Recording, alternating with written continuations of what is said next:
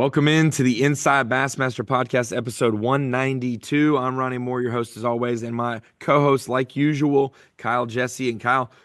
We're off and running in the Bassmaster Elite Series season. Bill Lowen takes the first title at the St. Johns River for the year and did so in dramatic fashion, only bringing in four to the scales on the final day. And I texted you something that probably can't be repeated in the podcast, but I done thought Bill messed up and did not win by bringing in five keepers on that final day. But boy, 4 ounces, he gets it done with four fish on the final day. And first to third, 5 ounces separated them. So what a close finish. It kind of reminded us of Champlain last year, or Champlain anytime we go there. Yeah, it was the big story was the triumph for Bill Lowen, obviously getting it done. But when you look past that, I think the main story was like missed opportunity. I mean, you look at John Garrett, what he did that last day, and what you kind of expected him to do based on his day three weight. Jay Shakira talked about on stage how he missed some fish that could have been key. Shane LaHue, all those guys. It's always tough when you make the final day and you know that you're like, really like one fish away, or one decision away, or, really close to winning it. But when those guys showed up the last day at weigh-in, they had no anticipation of Bill Owen only having four fish. And they certainly didn't think he would only have, 10 pounds around that area. So, I mean, it's bad to have a final day like a lot of those guys did, but it's even worse when you realize the opportunity was there to win. But that being said, I mean, Bill Lowen did himself such a huge favor by being so consistent the first 3 days. And that propelled him to the win. So super impressive job by him. It was so fun to watch. Just Bill Lowen style of fishing. What he excels at, and him being able to hoist his second blue trophy. Super emotional. It was awesome in person. The crowd was massive. The photos and the everything just doesn't do it justice. It's just a sea of humanity amongst just like just an open field essentially. And it was a great start, I feel like, to the 2025 Bassmaster Elite Series season. Before we continue on about fishing, you brought up the weigh-in, you brought up the emotion, the energy. Bill Lowen is one of the best people to ever be around and one of the best humans to grace the Bassmaster Elite Series. I hate the phrase one of the good guys because most of these guys are good guys. There's a shorter list of one of the bad guys out there than there are the good guys. So he is most definitely one of the good guys, but this whole group, there's a good chunk of guys that have a great heart, but he stands above the rest in theory. Giving away not only a Bassmaster membership to a kid every single weigh-in, or every single tournament, but doing it to the entire sea of St. John's River fans. If you were a kid in that crowd, you got a Bassmaster membership. What an impactful gesture by him. And I mean, I texted someone at Bass and said, we got to do something to take care of Bill because he is one of the originals on the Elite Series, one of the six to say no to MLF and come to stay at Bass. And through his highs and lows, he's been able to win Elite Series events over the last couple of years and then follow it up with his terrible seasons that he's had, losing some consistency there because he's going for the wins. And we knew it was going to line up again. And I've talked to Bill about this even when he came in as a guest at the Opens last year. When that crash course is going to happen of a tournament in the forward facing era lining up where it's not the only thing you have to be able to do, he's going to be able to collide and possibly win another one. And he did it this week. And for him to immediately think about everyone in the crowd and say, we're going to give every kid in the crowd a Bassmaster membership, that was really cool. Yeah, and then you mentioned it, but the 20th season of the Bassmaster Elite Series and one of the OG guys wins. In a way, maybe not the same degree, but in a way, it kind of reminded me of that 2019, St. John's tournament where like you really couldn't script it a better finish. One Like, beats all the rookies and all the yeah. FLW guys that came over, and you're like, just let it be somebody who's been here. And in that tournament, it felt the same way in the sense that you're like, wow, like you couldn't like create a better drama-filled tournament with the cast of characters that you had. And then, the way it finishes, again, being the 20th season of the Elite Series and an OG guy that's been here since day one, wins it. I mean, what a story and what a win to start off the season. I think we're in for a real treat the rest of the season. If anything is even similar, if we're even scratching the surface of what we saw at the St. Johns River.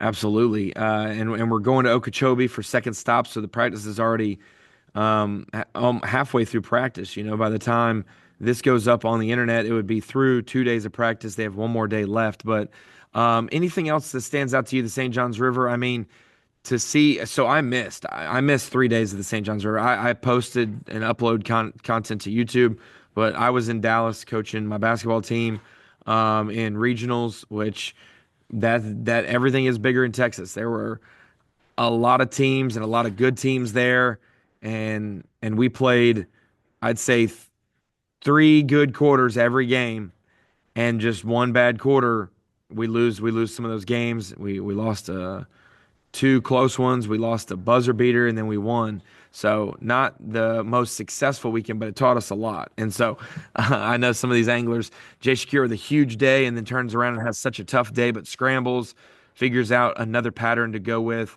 and starts to be stronger and stronger every day there, makes the decision to go back to Salt Springs on the final day and catches one key fish there. He's thinking, man, just a few ounces. There's really nothing you can probably examine, Kyle, if you're Shane LeHue or Jay Shakir about something you've done differently. At that point, it comes down to a fish spitting up something or dropping eggs or stress or pooping or something. It's just 4 ounces. It's just 3 ounces, 5 ounces, whatever it is. That's not necessarily a decision on the water that is make or break. That's just the game. Just like when we lost at the buzzer, we came back from 13 points down with 3 minutes left, Kyle, and we took the lead with 9 seconds left, and they just made a shot. I mean, we like contested with three people. They just made a shot. At this situation, Jay and Shane did almost everything they could. Bill just he caught a 1 pounder at the end of the day, and we're all giggling like one more for a limit, another 1 pounder. That's the fish that wins the tournament. Of all the big ones Bill caught, he had like a 3/4 pounder, a pounder, and a 1-4 on the final day, and those three were just as important as that 612 he caught.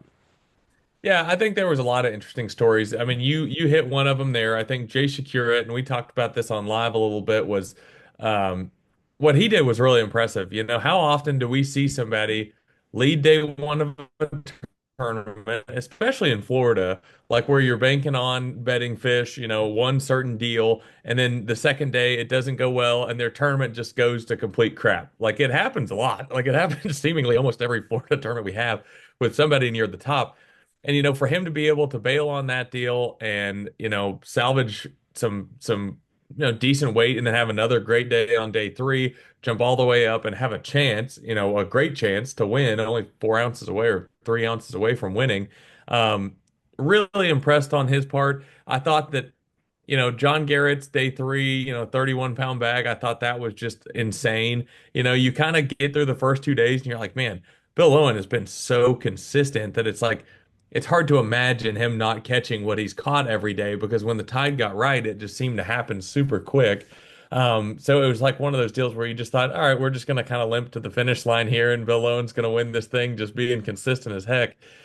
And, John Garrett's 31-pound bag was just like every other tournament for the most part we have at the St. John's. Like there's always that day for somebody where they just jump up and you're like, well, if he can do that again, good luck for anybody else ahead of him. And then, for Championship Sunday, he's in the penalty box. He has to wait 30 minutes. Finally gets down there, and the first thing he does is catch two big ones. And you're like, here we go And again. he and Like he this broke dude. off another one that didn't move, you Yeah. know. And we're just thinking, here we go again. This dude's gonna blast him again, and like, this tournament might be over by 11 a.m. just because he's gonna have 30 pounds again, and obviously just didn't work out that way. But there was a lot of interesting storylines. I thought that really top to bottom, the entire top 10. Some guys that struggled last year. Obviously Gerald Twindle making the top 10 was great to see. Your boy Jake Whitaker, Hmm. same way. You called that one beforehand when we made our fantasy picks, and it was just a really intriguing tournament. The St. John's always tends to be different a little bit in in some way or pretty much every way. Each time we go, I know we've gone there a lot, but it is a very, very great venue for, bass fishing tournaments. The crowds are amazing. The fishing is always unique and dynamic. And yeah, I thought the tournament was great. And like I said, I think that we're really going to be in for another treat at Okeechobee. Yet another St. John's River tournament. Everyone's like, oh, I'm so tired of this fishery. We won in 2020 with Mueller way up the lake or way up the river, or I guess down the river, way up the map. Um, Bill Lowen wins it north of Palatka, but not nearly as far as Mueller. You've got the Clun victories in the Willaca region, the Dunn's Creek, not far from there, right at the top of George. You had Corey Johnston win last year in Salt Springs. You had John Cruz use Rodman and the river in stretches to win. You had Brian New at the bottom of George. There has been plenty, and then like even going back, Evers winning in Crescent. I'm not quite sure exactly the locations of Alton Jones when he won here. Chris Lane wins down in Astor. This is 9 Elite Series events or so at the St. Johns River. And that's like 9 specifically different areas that it's been won in. And that's all you can ask for variety wise. So that's cool.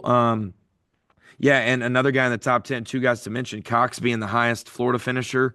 He just sneaked it. He didn't really have some crazy, mega, amazing deal. Caught an 813 on day one, big bass of the tournament, but otherwise was just hanging around and then was on live made the top 10. I didn't see him. I don't know where the heck he went. He might not have service all day. I didn't see him, so I look forward to the footage because I didn't see a thing. He didn't catch a bunch on the final day, but another top 10 for him. And then Patrick Walters, 6 elites. 2019, 20, 21, 22, 24, and 25. That's 6 elites he's fished here, and he's made 5 top 10s. Absolutely incredible. And the only time he hasn't made a top 10 was last year in April when he got 82nd. So if it's February at the St. John's, that is Walter's wheelhouse. And so I did something at the screen there. Like I said, stellar record at St. John's, Patrick Walters. Solid record at St. John's, Jake Whitaker, because he's always in the top 50, but it's like 3 top 10s for him. Whereas Walters, it's just absolutely impeccable record. Let's get into another thing of note. If you woke up one day and wondered why you lost fantasy points, whether it was Rapala or Drain the Lake, Matt Herron did get disqualified. I guess there was a polygraph. I don't know much info about it. I haven't asked. I'm not here for drama or anything like that. And so I just read the story that's on the website. And it seems like, I don't know if it was a random polygraph or something else, but failed a polygraph. I guess info related. So instead of 40th, Matt Herron drops to the bottom of the field to 104. Mike Iaconelli would be the guy who bumped up into 50th there. I guess that does affect check implications there. But Herron was on my Drain the Lake. 40th would have been great. But instead, Kyle, I now have the bottom 2 finishers. Instead of one bad finish on my Drain the Lake, I had 103rd and 104th on my team. So I don't know what the deal is. I picked Trey McKinney in his one bad finish last year when he got his weight DQ'd for the day at Smith. If I could just, I would win Drain the Lake if I just didn't have these random bad things, but that will affect a lot. That was a good finish for Herron. But there was obviously some kind of fault found in polygraphs, needless to say.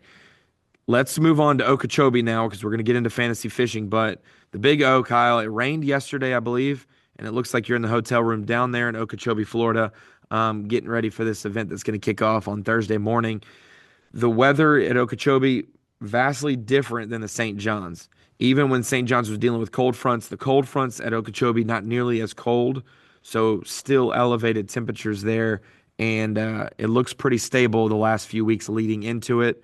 I know that because we shot the live well about 10 days or 12 days before Okeechobee week started, and my weather forecast in the live well was about spot on. So it's incredible that they did have rain on Monday, which I predicted that it would be.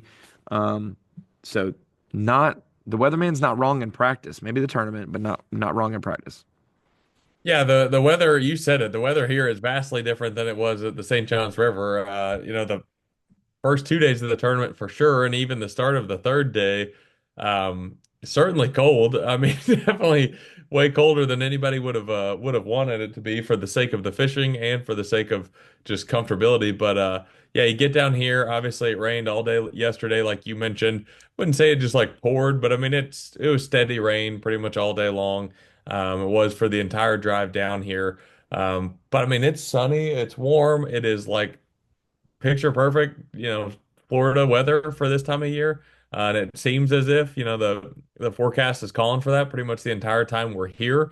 Um, I don't want this to become, the 22 Harris chain where we predict that like guys are going to catch 450 pounds in the Whoa, whoa, tournament. whoa, whoa, whoa. And Not we, me. yeah, well, I was going to take a little bit of the blame too, because I definitely predicted at least like 10 or 20 pounds heavier than it should have been. And I think you predicted like 40 pounds maybe heavier than it was. Okay, okay, okay, okay. Um, but I do think that like I mean, how could you imagine this not being a slugfest? Like I mean, I'm just gonna put it out there. Like the weather, everything leading up to the tournament itself, like I just don't know how this tournament could be anything other than just a absolute slugfest. Other than the fact, like we'll talk about it, but Okeechobee fish is small. Like I was down here for the college tournament Yeah. and Well, or now it in does, but or- yes. right. And it's just like you don't really know. I mean, guys are going to catch massive bags. Guys are going to catch, 8 to 10 pounders. I hope a lot of them. But like that part of it's very hard to predict. And I was talking to Steve Bowman this morning in the lobby, and you look at specific anglers that have been here like three or more times in B.A.S.S tournaments. There's only a handful, maybe I don't know the exact number, 10 or somewhere around that general ballpark. And nobody really has this place like 100% figured out. Like guys do well here and then they don't do well here and then they're average and then it's like the averages of like the three place finishes or even like the guys that have been here twice in bass competitions, it's just all over the place because this lake is so big. It fishes different year to year because like different areas are The cover pocket. actually moves. The grass Yeah, mat's I mean not just anchored down there. it is so different. I mean, it's not a river, but it's like that in the sense that like nothing's ever the same. So like I don't know what to expect on that front. Like, but as far as like all the conditions that we have leading up to the tournament and the time of the year, like I just don't know how this couldn't be a slugfest other than like if it's only so specific areas that guys are just like all on top of each other and it doesn't last. But like I just can't imagine that this is anything other than a slugfest. And I hope I'm right. Well, one big thing. So we talk about the St. Johns River with the cold fronts that come through in the wind direction. Wind is always a big deal at Okeechobee as well. Now that there's a lot less vegetation and it's natural occurrences, but a lot of spraying. Florida has done a lot of spraying to the demise of Okeechobee's natural cover, vegetation, cattails, reeds, all those different deals. I mean, South Bay, all my buddies who live there tell me to call it Dead Reed Bay or Dead Reed, whatever, because that is exactly what it's become. Um, Lush, plentiful, vast places. It looks terrible. And then all those outside reed lines, all that extra cover out there, when the water's been high, so you spray all the bank stuff. Then the water's high, and all of the outer edge stuff is in much deeper water. When you get those strong winds, instead of the winds kind of hitting the reeds and kind of, it being calm behind them, the water's high, so it's just going to fold those reeds over. It's going to rip them up out of there. And that outer edge is gone as well. So there's no more protection. So a lot of areas that maybe didn't have a ton of vegetation or cover uh, would be still protected by an outer edge and it wouldn't get as dirty. Now, with that outer edge being, depleted, a lot of areas get real silty, real dirty, and you could have a great pattern going and the wind blow for a day and a half the wrong way and wrong speed and it's going to take 3 days for that stuff to settle out and those fish to get into an active mode. Those fish don't swim from the east side to the west side, but they definitely don't get in a feeding mode. When they do feed, it's going to be for a moment. They're not going to feed all day. Your window of opportunity is much smaller. But so with wind, Other things are factors, but a big deal is water level. I've got the charts, a couple buddies. I got, shout out to the boys, Nick, Kale, Matt, all the homies down at Okeechobee that keep us clued in. He sent me the water charts that they can look at to kind of see, historical deals. When we were here for the Open last year, Kyle, the water level, and people will be like, you're on your reservoir and it's 252 or it's 248. You're at Washita looking at it and the numbers triple digits. Okeechobee is different. So the number of low water is probably 11. The number of high water is 16 plus. They want it in that 13, that 12 to 13 and a half foot range, most likely. Some anglers want it different, but overall, it's low enough where vegetation can grow and thrive. It's not getting choked out by too much tannic water and not enough sunlight penetration. And also, it puts them in specific spots. It's not flooded way up in places you can't necessarily get, that kind of thing. When we were here late January, early February last year, it was 16, almost 16 and a half feet was the level. It has been at that level, 16 from about October through December, the beginning of December. So 2 months there. It has now fallen every single day or week, basically, since it last hit 16, and it's now around 13 and a half, which is a great number. 13 and three quarters. That is going to be a great number. And if it continues to fall incrementally, I don't expect it to fall to 13 and a half. It could get there maybe a quarter of a foot, a couple inches, but nothing crazy. The last time it was that level, it was August of last year. It started to rise after August, and then it peaked around that December time and started to come back down ever so slightly. So we're going to have those water levels in that 12 to 13 and a half foot range that we desire. It's right above that mark, but it's much better water levels than it was for the Okeechobee Open. Now, I do not have what the level was for the Elite Series event in 2023 there when Tyler Rivette won, but I do know the water level's good.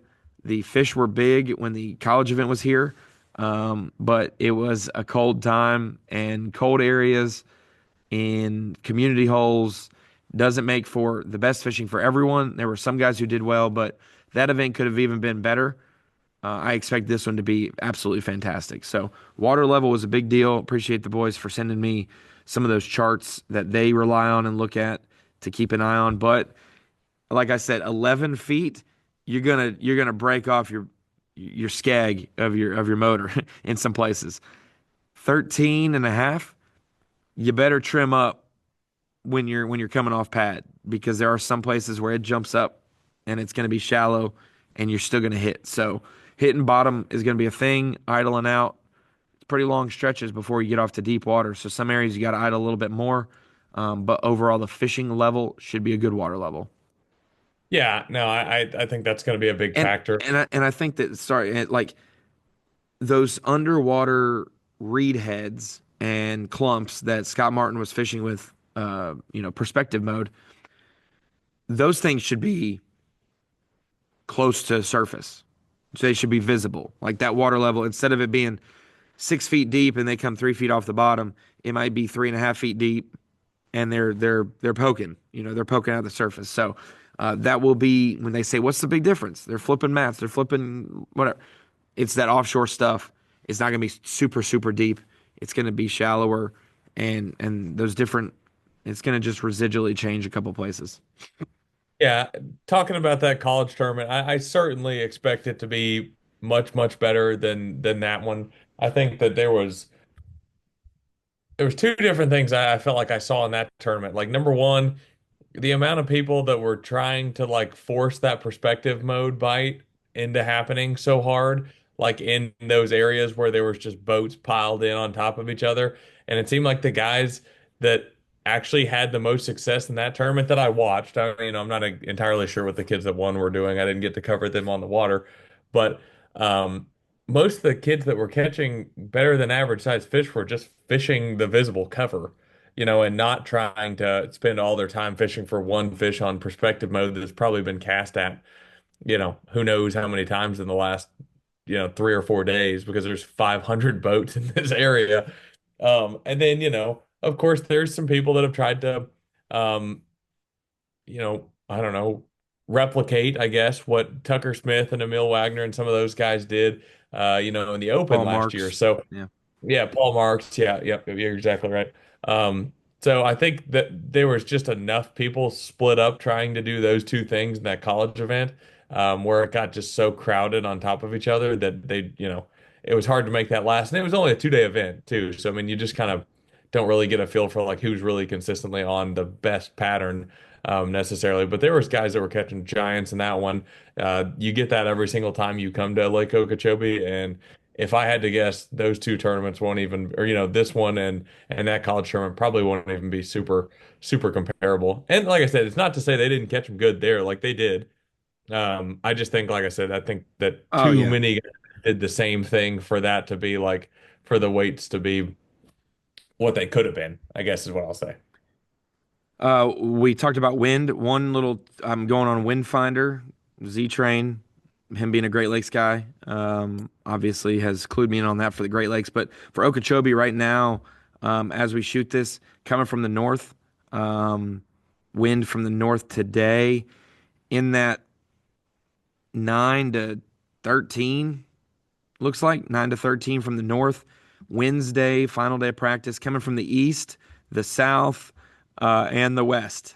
So from 3 a.m. to 9 p.m., it literally starts from the east. Around 7 o'clock, it's from the south. By 11 o'clock, it's from the west, and it's from the west the rest of practice on, or the rest of Good what is luck. that? Good luck Hold on figuring a that one second. out. Was that? Did I say Wednesday? Oh no, no, that's. Wait, hold on a second. Did I mess up there? It's from the north on Wednesday as well. Lower, um, lower speeds. Thursday, day one of practice is when it comes from the west. Oh, I'm going. Why am I going? Oh, there it is. That's what it's doing. That's what it's doing. Wednesday, yes, I was correct on Wednesday. Thursday on the day one of the tournament, coming from the south, which is a win they really haven't had. And it's not a lot. It's like 0 to 5. And it starts to come up a little bit more from the west in the evening. Let's go to Friday. Friday's from the north. Not real strong winds either. It's in the purple, which is the lowest. Saturday from the east and the south, but you're gonna have zero wind. Kyle Jesse's gonna be tan as can be after this Okeechobee event. Un Sunday's the only Unburned as day can where, be. yeah, you're gonna be feeling it. And the only wind we really get that's of a higher level is maybe first hour of the final day, if stays correct, and then at weigh-in of the final day. That's the only time it seems like it's at a higher level of wind speed. So we'll keep an eye on that. But let's get into some other fantasy talking points. Excuse me. The buckets are set based on the finish of the anglers at the St. Johns River. I didn't even look. Let me see. I don't want to bring this back up, but is Matt Herron in bucket E or is it based off his finish? Because I know it was you probably had him set right as way and finished, but I'm assuming he's Assuming by probably the time bucket B. by the time this podcast goes Yes, out, it should be he's bucket B fixed. right now. It should be fixed. But yeah, the email was just sent to get it changed. Oh, So okay. So he is in bucket B. If you picked him, if you want to pick him for this event, he was going to shift down to E, which means maybe one angler shifts up from E to D. Is that the way it's going to go? yeah, it'd just There'll be be a a shift. few Yep. anglers shift up. So let's get into Rapala Bassmaster Fantasy Fishing. How did we do last week, Kyle? Tell me how you did last week. I'll tell you how I did real quick. I'm sitting at 82.6%, 83%. Um, Lester 62nd, Pat Schlapper 43rd, Luke Palmer 34th, Brandon Card 27th, Jake Whitaker 10th. I would have loved for Card to stay in that top 10 or stay in the top 15. He drops out to, and I had guys 10th, in the 20s, in the 30s, in the 40s, and in the 60s. So kind of had them all spread through. I was okay, 73.1%. Rapala has not been my friend here the last few years. No, sir. Starting to really tick me off. Um, Chris Johnston, solid 15th. Wes Logan, really good 11th. Greg Hackney, I don't think any of us saw that coming, whether you picked him or not. And 88th, that was kind of the kiss of death for my team. Which means he's Mark, got to do good this week, right? There's no way he's going to do two bombs in Florida, right? we'll get into it, but he's on my team again, so we're Okay. riding or dying with him again. Mark Menendez 32nd, real solid, and then Bo Browning, obviously a tougher day too, but still finished in 55th, so right there in the middle. So, um, Boy, I was in well, Dallas and I was looking at that day one leaderboard and Bass Track and I was like, Bo with 17, 18 pounds. I was like, my prediction of him being the top rookie is going to be right. And boy, I was scrolling down the list on day two and was like, what the heck happened? yeah, not didn't quite turn out that way by the end of it, but yeah, it's a great start, and then obviously tough day two, and It you'll get happens. that. It You seems like do. we had a bunch of that with a bunch of anglers. Yeah, no doubt, no doubt. Always plenty of moves and shakes in Florida, and especially at the St. Johns River, so not surprising to see there. So give me your 5 man Rapala and then I'll go give you my 5 man and then we'll go through each bucket and explain it. Yeah, so in my fantasy column that I wrote, I did give myself a little bit of a hard time in the sense that my mind was pretty well spent by the time I made these picks, so didn't factor in really much of anything other than gut instinct. Okay, so it's gonna sound pretty chalk here. I'm going Patrick Walters in bucket A, Joey Cifuentes in bucket B, Scott Martin in bucket C, Kyle Welcher in bucket D, and Greg Hackney in bucket E. Ronnie Moore, what does your team look like? I got a different lineup. I don't think we match up in any of them. I've got Seth Fighter bucket A, Brian Schmidt bucket B, Jordan Lee bucket C, Ray Hanselman bucket D, and Kyle Patrick in bucket E. I mean, vastly different. I mean, I don't think we could be any further off from our two two teams there. I tried not to go with a ton of favorites because Okeechobee is just different. I tried not to go with many of the picks that I picked the last time we were here because it is just so different, water level wise. But there's just some styles here. I kind of had a little trend, when Fighter he's figuring out Florida pretty well. Had a good St. John's. He's done that before. Schmidt, he's got different traits to it. Jordan Lee, Hanselman, I'll explain why, and then Cal Patrick can't get much worse than he had the first event. So, yeah. But tell me, break me down. Bucket A. Who was your pick again? Oh, Walters. Yeah, Patrick Walters in bucket A. My general thought process there was that last year I pretty much rode with Patrick Walters in bucket A every single event, Rightfully so. just because it was like yeah, I mean, like what you can't really argue that too much. Solid finish here last time. I just don't think anything like what doesn't set up for Patrick Walters. Like literally, I mean, I just don't. You can't pick a tournament where you're like, well, I'm not picking him there. So Patrick Walters in bucket A. Bucket B is just a kind of a momentum thing for me. Joey Cifuentes, I got to cover him on the water here last time we were here, and he had a good event. I want to say he finished inside the top. I know for I for think sure he he was. finished inside the top 20. I'm not I sure think he was exactly spot 15th wise. or something like that. 15th. Yeah, yeah. So solid finish. He just looked very comfortable. Like he was fishing around the crowd, and it just seemed to not bother him one single bit. And that was the first time I got to cover him as a rookie, of course. But and And he had obviously a got good off to a St. great John's, start at the man. St. John's. Like I Holy think that cow. Yeah, I think that goes a really long way. Obviously, a great day two, bust him all the way up into the top 10. A little tougher semifinal Saturday. Still a great tournament there. I'm just going the momentum 100% in B. I did find B, to be a little more challenging. Like there were some good picks in bucket B to be had, but there was not like a clear cut favorite. Bucket C, Scott Martin. I'm just thinking like, it's one of those deals. Well, hold on. I I'm gotta go. either going to go down with the ship or I'm I gotta go. You skip me. I gotta go through mine. So we go bucket by bucket. With Fighter, bucket oh, A, I feel like he's just in a good momentum. a good headspace as well, having fun, going viral in other ways. And I like that we'll talk about him in TH Marine Pick'em as well. But this is just his style. He does fish well around vegetation, shallow water, mud daubing, that type of deal. That is fighter's alley.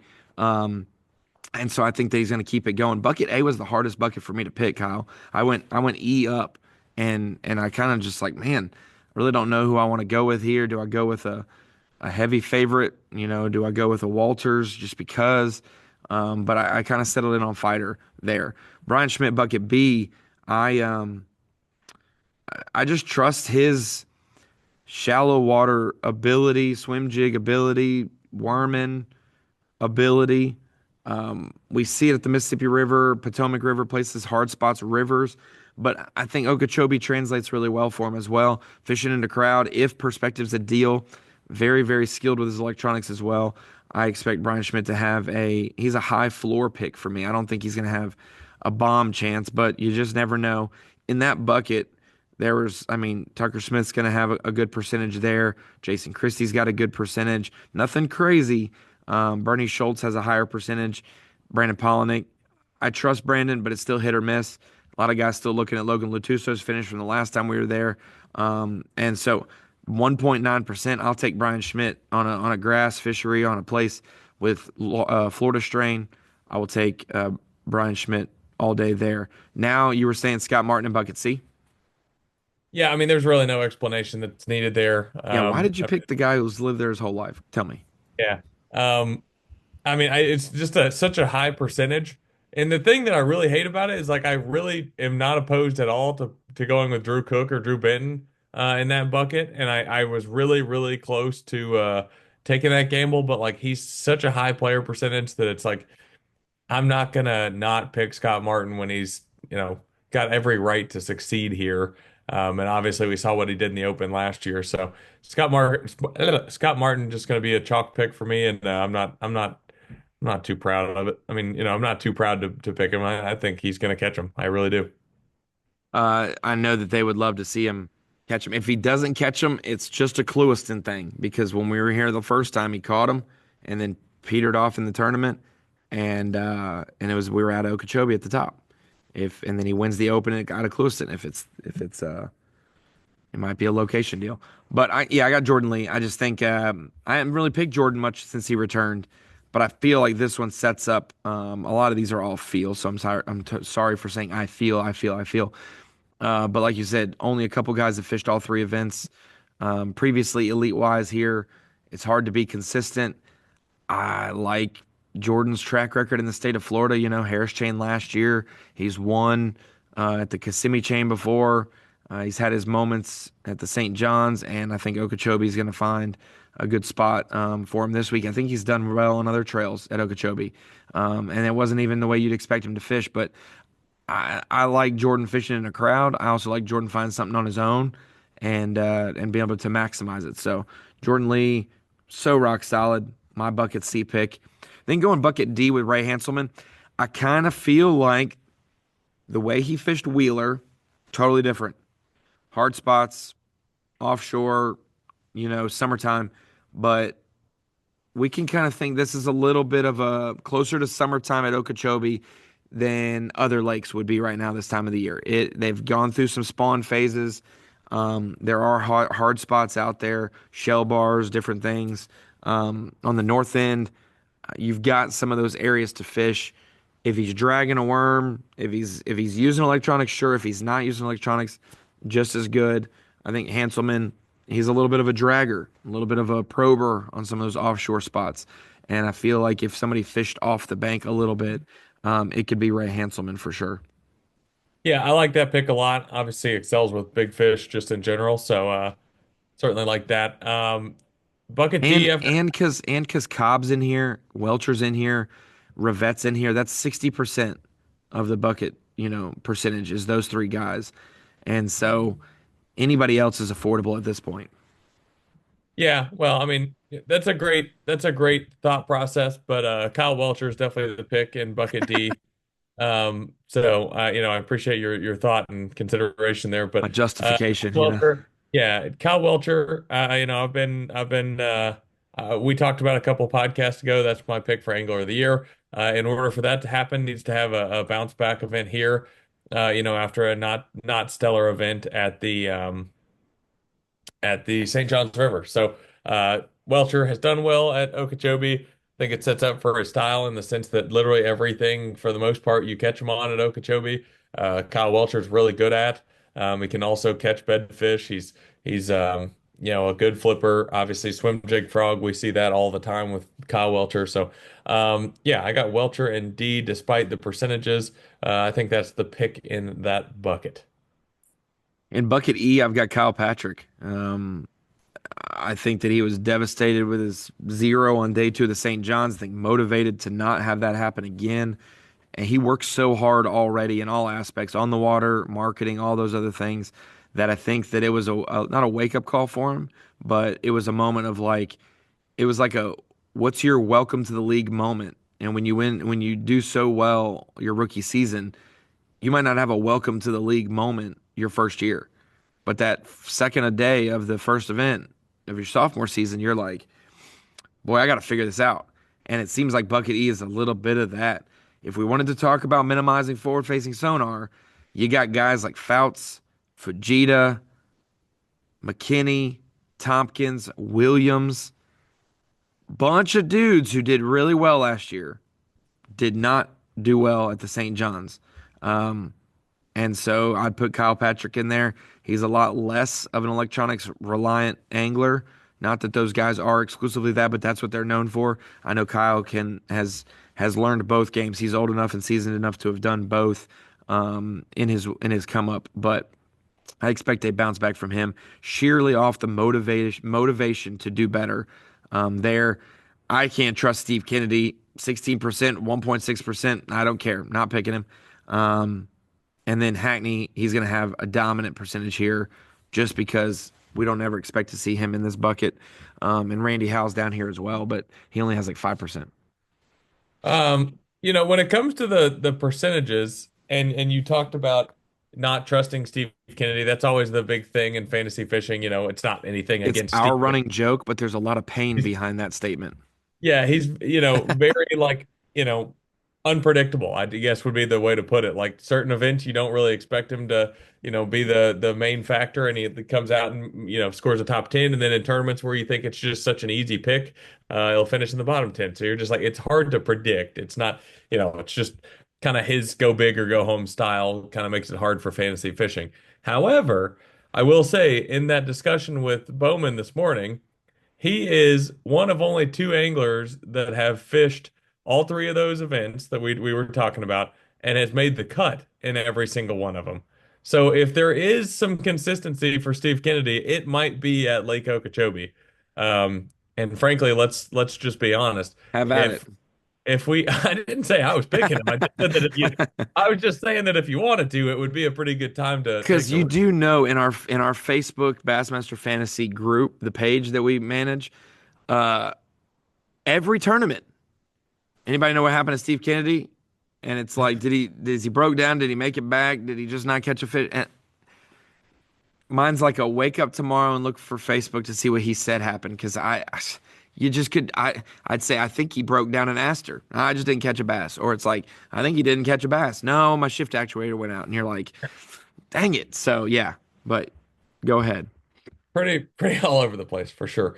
Um, But yeah, I do think Steve Kennedy's going to catch him, and hopefully it's the same exact way he caught him 2 years ago on a frog, and we get to enjoy all those catches again.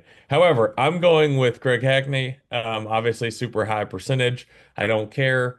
Greg Hackney's in Bucket E. We're fishing at Lake Okeechobee, and I think he's going to have a bounce back. And if he doesn't, I would be thoroughly shocked.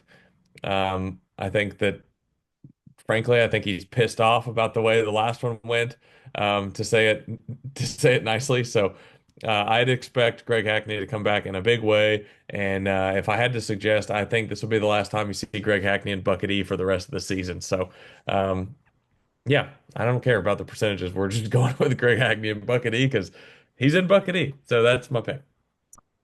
Let's get to Falcon Rods Drain the Lake. We got a couple minutes left in the podcast. Kyle's got a major appointment he's got to be um, he's got to be at in just a couple minutes. So let's get to Drain the Lake. Give me your first four, and I'll give you my first four. Yeah, so going chalk in the beginning. So Drew Cook, Scott Martin, Bernie Schultz, and Greg Hackney. Okay, I've got two as well. Remember, I picked all my Drain the Lake before the season, and I'm not changing it unless a guy is not fishing this event for some reason. But that's not the case here. So Scott Martin, Greg Hackney.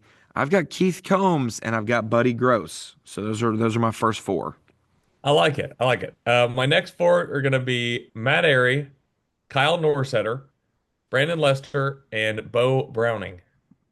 We match up on one of those. I got Matt Airy, Brad Watley, Brian New, and Caleb Kufal. I like it. That is rock solid. We've I think talked all, about yeah. Scott and Greg. We know about that. Combs is on the same train of thought for Hanselman, for me, for Rapala. Same with Buddy Gross, that type of angler. And Combs has had success in the state of Florida for sure. Watley, I'd expect him to have a lot of braid on his rods this week. Matt Airy, I think he's going to tap into the brain stem of Scott Martin and Scott Canterbury, and be able to have a good Okeechobee. Brian New, I just I don't know. I didn't want to pick him and save him for Hartwell, um, because that's a love-hate relationship with him, and he's done so well lately there that I do not trust this year for some reason. But New, I expect a good Florida finish. How did he do? Did he have a good Florida finish this past week? I don't know where he finished at the St. John's, 40th. So, okay, start to his season, made the cut. I'd expect something to be a little better for him this week as well. And then Caleb Kufal, we know his disdain for forward-facing sonar, so I'm picking him for the tournament where I don't think he's going to need to use it. He did really well at the St. John's the first few days without it, fishing pads. Bring on some more Caleb Kufal. We're going to lather that on thick the start of the season, before we head to the likes of Ten Killer, St. Clair, and things like that. Yeah. So And because I think a my lot of people will save him for the upper Mississippi, and there's just so many guys to use up there. I don't want to have six or seven of them because three or four of them are going to actually do bad. So that's why I'm trying to I got Schlapper out of the way. Not out of the way, but he made the cut at St. John's. Kufal makes it here. I'll have a, fighter at some point, stuff like that. So there's my justification. okay.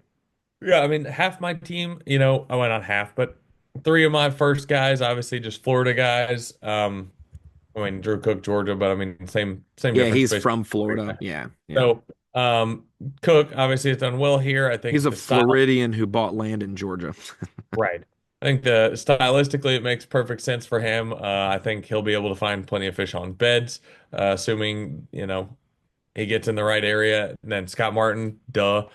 Bernie Schultz obviously led day one here last or 2 years ago. Think that could certainly work out. Matt Airy, for the same reason you said, I just think he'll have at least a pretty good clue.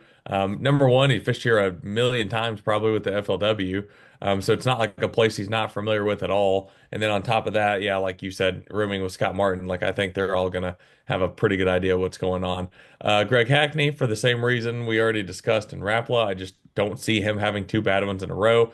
Kyle Norsetter just tends to do well. It seems like around grass events. Like I think that some of his better finishes have been in that type of deal, and I wouldn't be surprised to see that again.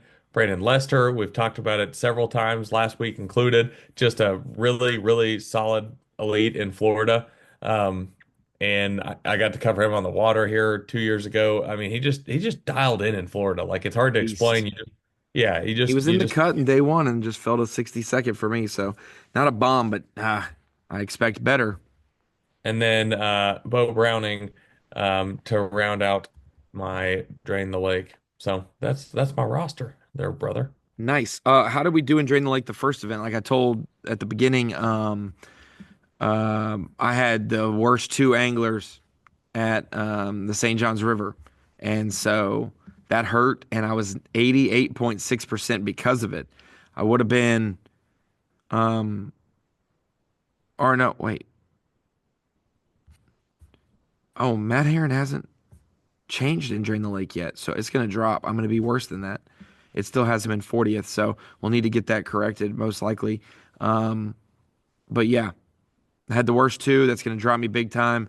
I had five make the cut. Now that that changes in effect, one make the top 10. But that's going to set me behind the eight ball. How did you do? 94.1%. I'm always Had digging a hole. two, one, two, three, four, five, six. Six of the eight made the cut. I had, let's see, two guys inside the top 10. Solid start. I think I always tend to get off to a pretty decent start and drain the lake. And most years I've been able to just kind of ride that momentum throughout the season. So I really hope that's the case again here in 2025. I've been slow out the gate, so that's status quo. Um, can you spare me 5 minutes, Kyle? I know you got to go. Can you spare me 5 minutes for TH Marine Pick'em? Lay out our seven matchups. I gave you some suggestions, and I don't think you used a single one of them, but That's it's not okay. true. Go through That's your not seven true. matchups. I did use two of them at least. So Battle of the Brandons, Brandon Cobb, Brandon Polnick, interesting matchup. Obviously, Let Polnick me. has struggled here in certain years. Brandon Cobb has done well here, and then in some of his FLW days did not do well here. So That you means we know, got Lester and Card coming up at a future event for the second half of the Battle of the Brandons. yeah, we're not going to run out of Brandons anytime soon, that's for sure. Canadian Clash, we've got Jeff Gustafson and Cooper Gallant. Bama Bash being Gerald Swindle, Jordan Lee. War of the Titans, we've got Scott Martin and Greg Hackney. I just think that those are two just beast when it comes to fishing Okeechobee. This general style, just as is. Hackney more stylistically. Um, Scott Martin, just because obviously it's home lake and a place he's had so much success. Swim bait showdown, not that that's going to be the main factor, but just two guys between Steve Kennedy and Chris Zaldain that I just think that's when a you tough one to predict. Like when you did who text knows? me, you texted me the matchups and it's swim bait showdown and it had those two. I opened Facebook and Zaldain's got a goldfish colored Roman maid he's holding up and I was like, all right, is he really gonna throw that? I mean, Maybe so. you never know with the swim bait guys. Those are a different breed of human beings. Um, Scoping versus hoping is going to be the next matchup. That's not a. I hope people don't take that as like some negative anything. Oh, they will. It's just a matter of like, Bill Lowen just won at St. John's, not using it whatsoever, and that hope that's just the phrase scoping That's versus just hoping. the phrase. It's It's somebody not. put it on a t-shirt. Yeah, it's not the fact that Bill Owen is hoping to catch them. It's the fact that like he just didn't have to use forward-facing sonar You last week. could So do hoping versus moping because that's what Gussie calls Demiki rigging and yeah. stuff. Go ahead. So and then Tucker, obviously, just an interesting dynamic there because we saw what he did here in the Open last year, fishing a little non-traditional for Lake Okeechobee. So we'll see how that pans out. And then matchup number seven, my favorite, and hopefully everybody's favorite, is the fan vote. And the title of that one is You Think? Because if you've seen the, I mean, hell, I mean, Absolutely. That's if funny. you've seen the TikTok, of course, that is the I've had premise. someone who had no idea why it was funny. They're like, "Where's this from?" And I had to go and search the lyric, the words to the past video, and found it on Instagram and sent it to the group. And he was like, "Oh, that makes much more sense." I was like, "Oh yeah, no." As soon as there's who's gonna really mess with us, like I knew it. Oh boy, I've always thought that video, like the original video, is hysterical. And then when they redid it, I mean, it was so perfect just because you the time, think? everything about it was like exactly like the first And video. for It's all so the good. fishermen, I don't know if any ladies want to see Fighter with his shirt off, but I know so many guys who love flipping a jig wanted to see Fighter with his shirt off. So now you know. Now you know what that's like. Yeah, so that one was fun. There'll be more stuff like that. I mean, like anything time something stupid or dumb happens, like they're probably going to be matched up against each other just for entertainment's sake. It makes it fun, and I mean, I know another one of those matchups. Like either of those two guys could easily win that matchup, and you wouldn't be surprised, which makes it tough to pick. Yeah, absolutely. Well, let's go through them then. Rapid fire. Start us off. We'll ping pong. Matchup one, Cobb, Cobb as well for me. What about matchup two? Cooper, I got Gallant. I got Cooper as well. I think we were 5-2. We were 5-2 at the St. John's. We had four picks that were different, and we split there. I got two right, you got two right, so we were both 5-2, and all the ones we agreed on, we got those correct as well. So uh, let's start that over Also, let it with the first one. Go ahead. I also want to let it be known too. I just had all sorts of people telling me how easy it was going to be to get all seven right. Statistically, not even close. Not even close. Less than 4% of players got all seven right. So Tom Abram, if you're listening to this, shut up. And I think you can see, I think like you said, 96% or 97% was if you got six right. 84% is what I'm sitting at with five right. So there was 13% of the people there who got six right and 4% who got seven right. And then five or less was 84% of the player base. So let's start over. Matchup one. Take it away, Kyle Cobb. Jessie. I got Cobb. Brandon Cobb for me as well. Matchup two, Jeff Gustafson or Cooper Gallant. I got Cooper Gallant. Same here. Matchup three, B.A.S.S, Gerald Swindle, Jordan Lee. Who you got? Jordan Lee. Jordan Lee for me as well. We matched up on all three of the first matchups. War of the Titans, Scott Martin or Greg Hackney? I'm going Scott Martin. I'm going Scott Martin as well. We're tied four matchups apiece right now. Next one. Matchup five, Kennedy versus Zaldane. I'm going Kennedy. I've got Zaldane. So we All right. differ right there. Scopin versus Hopin versus Mopin. Tucker Smith, Bill Lowen. I got Tucker Smith. I got Tucker Smith too. We've seen it be hard on these back-to-backs to be consistent after a win. This does set up well for Bill, and I wouldn't be surprised whatsoever if he caught him again. It is just very hard to keep that energy, that momentum going when you got a back-to-back after you won the first one.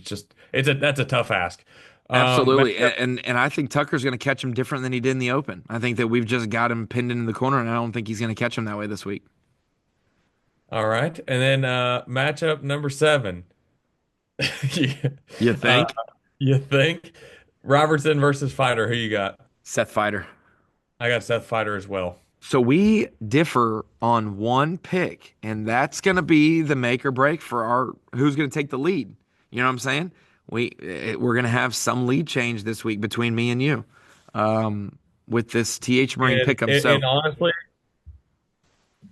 I was gonna say, and honestly, I had Zaldane to start with, but I knew you would also have Zaldane, so I just said Kennedy because you did. the heck with him.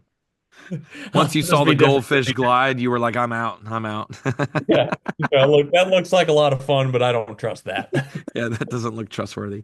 Well, there No, it I don't know. is. Episode 191, Lake Okeechobee, heading down there. Water levels getting to a prime position. Air temperatures getting to a good spot. Wind very minimal, looking absolutely perfect. I don't know. Will we break 100? I've got it at 92 and change. I wouldn't be surprised if we broke 100. A little wind can help. So I think I'm gonna go just under 192 and change, about 23 a day. I do believe for 4 days of competition. It's gonna be a great week. We're gonna have Bassmaster Live going. I'll be in studio all week with Tommy, and we'll be knocking it out. Peter Miller will be joining us in studio. We have not set on who the six cameras are just yet. I normally tell you all that at the end of the podcast. Sorry. We got a late start on figuring it out, so we will have that figured out after this podcast is done. Kyle, good luck with Rapala, Falcon Rods, and TH Marine Pick'em. Should be a great week to kick off the second event of the Elite Series season and the last event before we have the Bassmaster Classic for the Elite Series anglers. So, Kyle, anything else? Otherwise, have a great time today.